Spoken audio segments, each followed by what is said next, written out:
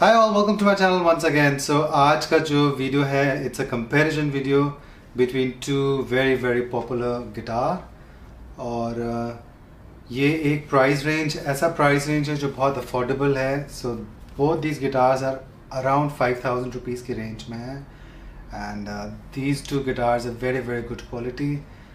और there were many viewers on my YouTube channel who wanted a review of these two guitars. So finally दोनों guitars हैं मेरे पास, vault और नियोवुड.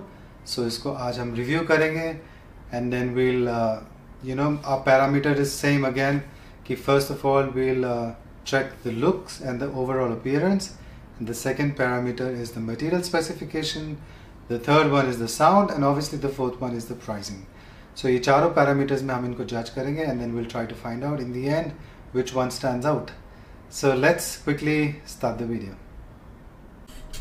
Alright, so parameter number 1 is the physical appearance. तो इनके appearance को अगर हम देखेंगे तो दोनों ही बहुत attractive है देखने में.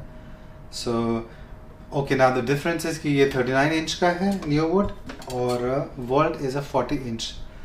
So 39 इंच का जो गिटार है, obviously this would be comfortable for group age 10 years, 11 years, 12 years, इनके लिए बहुत comfortable होगा. और 40 इंच का गिटार थोड़ा सा adult जो 15 years, 16 years plus जो है उनके लिए थोड़ा ज़्यादा कंफर्टेबल होगा. सो बट अगर 10 years 12 years अगर स्टूडेंट है, लर्निंग स्टूडेंट है, तो they will not be able to hold this guitar because this would be a little too big.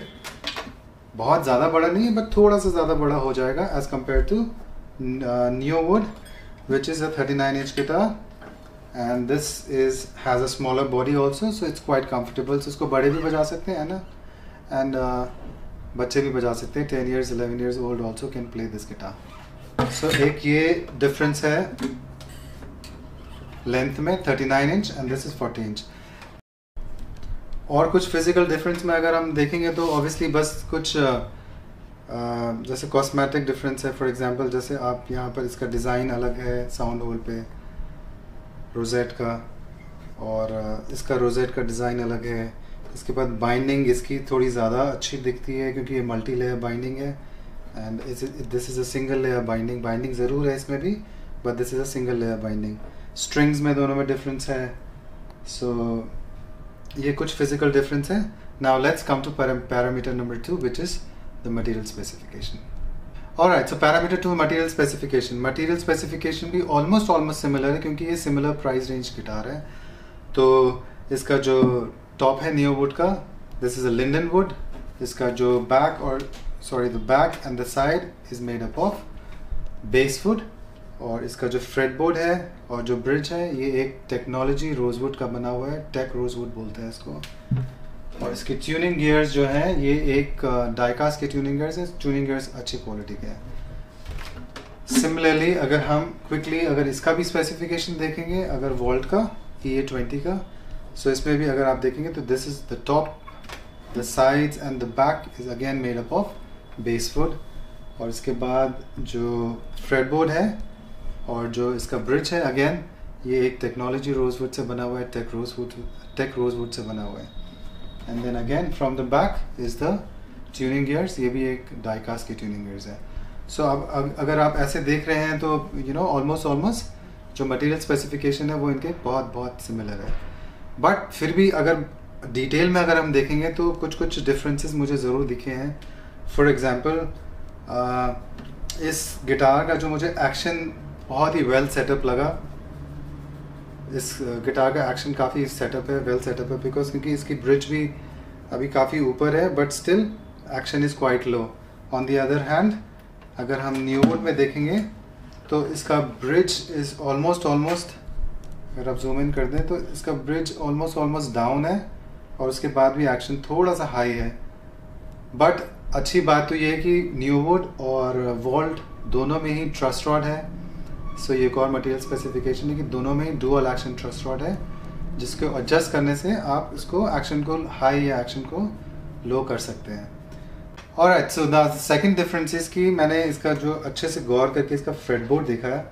So the fretboard of Walt is very dry as compared to Neowood. So Neowood का जो fretboard है वो काफ़ी better है as compared to vault, क्योंकि vault का fretboard बहुत ही dry है। अगर क्लोजअप हम बनाएंगे आप उसमें देख लेना। सो ड्राई फ्रेटबोर्ड में ये होगा कि you will have to oil it a lot of time so that कि ये थोड़ा सा स्मूथ हो जाए। सो अदरवाइज ऐसे कंडीशन में आई थिंक न्यूवुड का जो फ्रेटबोर्ड है वो थोड़ा सा बेटर है। Now the third difference that I found out was, और गाइस सो जब मैंने पेस्टिंग देखी है दोनों ब्रिज की, सो आई फाउंड कि न्यूवुड की जो पेस्टिंग है वो it was better than Vault की पेस्टिंग ब्रिज की। ऑलराइट सो बट ये चीज़ अगर आप देखेंगे तो ये दोनों में आपको दिखेगा यहाँ पर आपको दो एडिशनल नट और बोल्ट का मैकेनिज्म, अगर आप इसको हटाएंगे तो नीचे से एक नट और बोल्ट रहता है, so that you know this is firmly fixed on the body of the guitar, ताकि ब्रिज जल्दी से निकले नहीं। तो ये मैकेनिज्म तो आपको न्यूवुड में भी है, और ये मैकेनिज्म ये आपको अब यहाँ ब्लैक कलर में देखेंगे तो ये वॉल्ट में भी है। ऑलराइट सो एक और इम्पॉर्टेंट चीज़ जो आपको न्यूवुड में देखने को मिलेगा वो ये है कि टच पिकअप। ये टच पिकअप बहुत ही अच्छे क्वालिटी का टच पिकअप है, अनलाइक जो इंडियन गिटार्स में आते हैं टच पिकअप, उससे काफ़ी बेटर आउटपुट देता है ये टच पिकअप।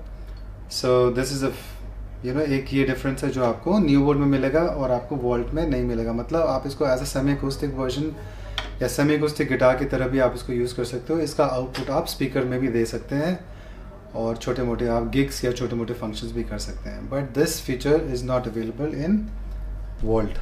सो वॉल्ट में आपको ये फीचर नहीं मिलेगा। ये this pickup is only in Neowood. So ये एक I think it's a big difference. Alright, so now let's come to parameter number 3, which is the sound. So let's check the sound.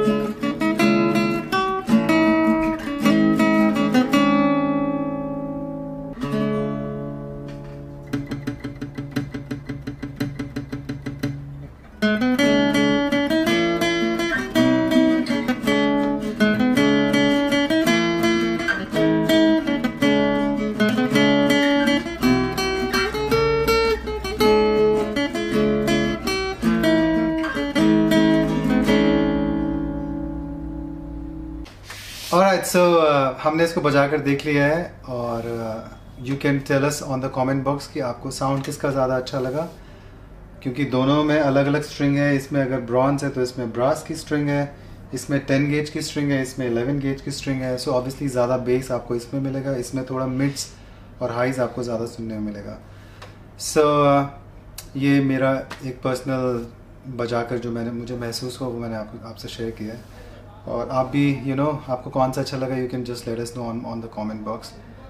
और so now the last is the parameter number 4 which is the pricing. So pricing में almost similar है, but still जो exact price at the moment ये इसकी 4900 थी, और इसकी 5200। ये न्यूवुड का फ्लाई एम है guitar and this is Vault EA20 model है। सो इसका जो प्राइस है 4900 एंड इसका प्राइस है 5200। सो ये डिफरेंस है 300 रुपीज़ का। सो ऑब्वियसली प्राइस वाइज तो ये ऑब्वियसली कम है। Alright, so again the decision is obviously, अगर मैं चारों पैरामीटर्स को देखता हूँ तो मुझे ओवरऑल जो जजमेंट अगर लेना हो, किसी एक गिटार को चूज़ करना हो, क्योंकि हमेशा क्वेश्चन नहीं आता कि दोनों में से एक बताइए कौन सा अच्छा है। सो पर्सनली मेरे को दोनों में से अगर एक चूज़ करना पड़े, so I think I will go with Newwood, because इसमें कुछ चीज़ें हैं जो वॉल्ट गिटार में नहीं है और इसलिए मैं इसको चूज़ करूँगा। आई थिंक नंबर 1, जैसे फ्रेटबोर्ड बहुत स्मूथ है इसका एज़ कम्पेयर टू वॉल्ट, उसका बहुत ड्राई है। नंबर 2, इसका जो मल्टी लेयर बाइंडिंग है काफ़ी खूबसूरत है as compared to Vault. Number 3, इसमें एक बहुत बड़ा डिफरेंस जो मुझे लगता है वो एक टच पिकअप का। सो इसमें एक टच पिकअप भी है and plus this is comfortable for all age group from let's say 8 years and onwards. ये सब के लिए comfortable होगा। And on the other hand Vault क्योंकि थोड़ा सा बड़ा है, it might not be comfortable for somebody who is a 8 year, 9 year, 10 year old child learning guitar. So that's it for the review. Thank you so much for watching, and if you like the video, please subscribe our channel.